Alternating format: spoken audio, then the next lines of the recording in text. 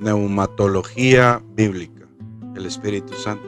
El aliento eterno que transforma la vida. Las Escrituras nos hablan en Juan 3:8. El viento sopla donde quiere. Así es con todo el que nace del Espíritu. El susurro antes de la creación.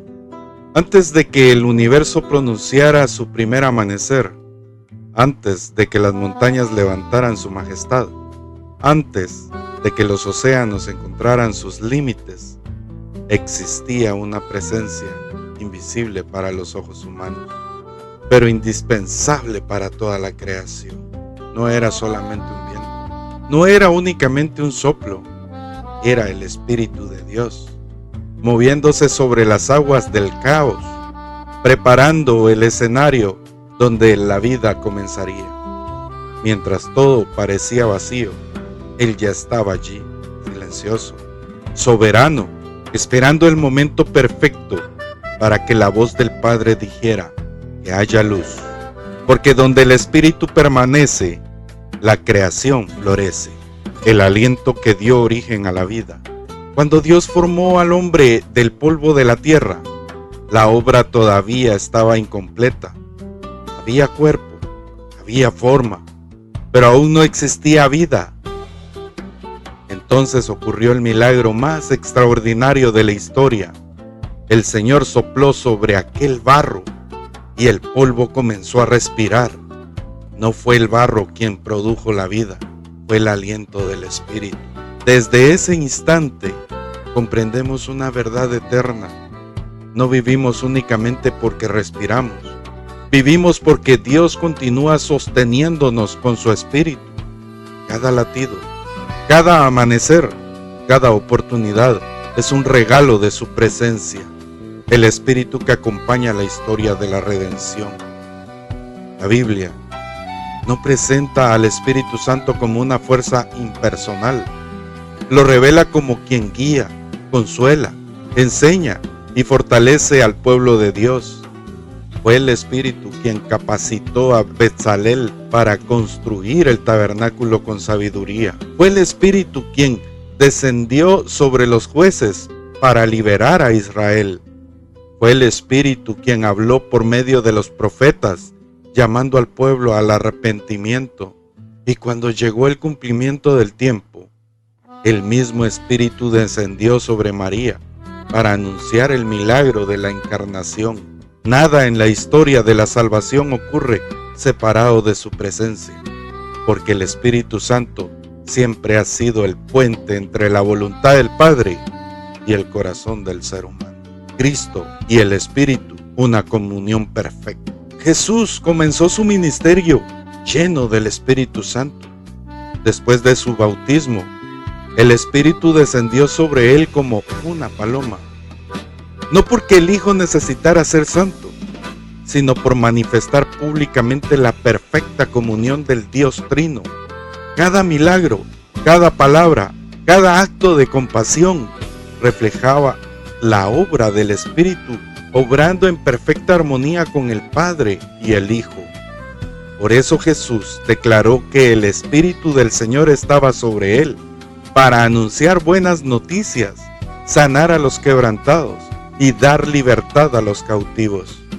El Espíritu nunca apunta hacia sí mismo, siempre conduce los corazones hacia Cristo. Pentecostés, cuando el cielo abrazó la tierra, entonces llegó el día esperado. Los discípulos permanecían reunidos en oración, no buscaban protagonismo, buscaban obedecer, y el cielo respondió, como un viento impetuoso, como lenguas semejantes al fuego. El Espíritu Santo descendió sobre ellos, no para engrandecer personas, sino para levantar testigos. La Biblia, en Hechos 1:8 declara que recibirán poder cuando el Espíritu Santo viniera sobre ellos, para llevar el Evangelio hasta los confines de la tierra. Desde aquel día, la iglesia dejó de depender únicamente de sus fuerzas.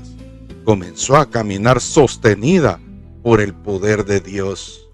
El mayor milagro del Espíritu Santo no siempre ocurre delante de una multitud. Sucede en el silencio del corazón. Él convierte la culpa en perdón, el temor en confianza, la desesperanza en esperanza, la dureza en compasión. Donde antes existía orgullo, ahora florece humildad. Donde antes reinaba el pecado, ahora comienza una nueva creación.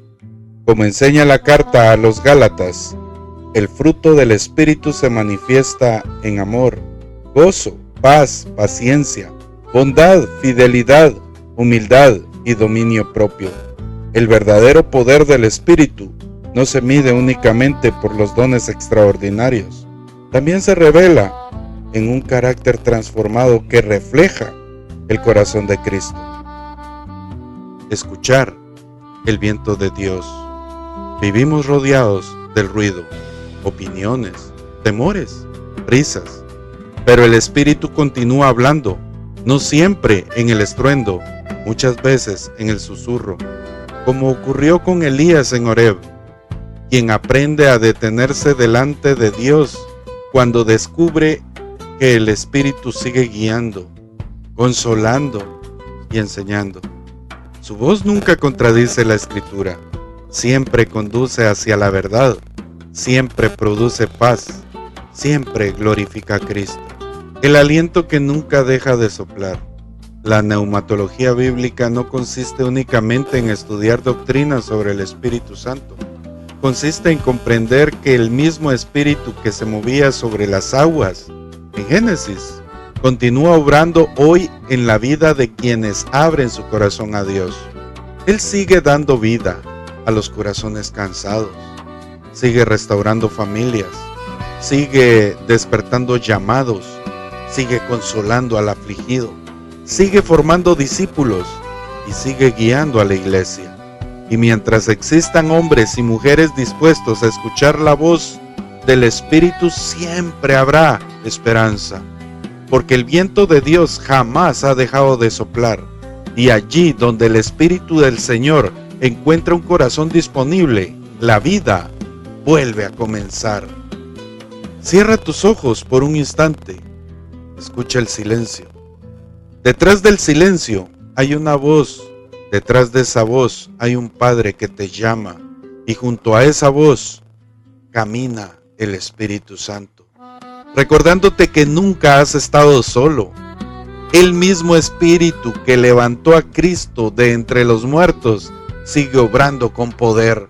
Él conoce tus lágrimas, Él conoce tus luchas, Él conoce tus sueños, y aún hoy susurra a tu corazón: no temas, yo estoy contigo.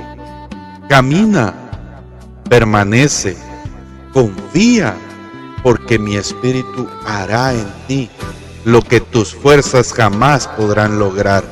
Y cuando el viento vuelva a soplar, no tengas miedo, abre tu corazón, porque quizás ese viento sea nuevamente el aliento de Dios dando vida a tu historia. Dios te bendiga.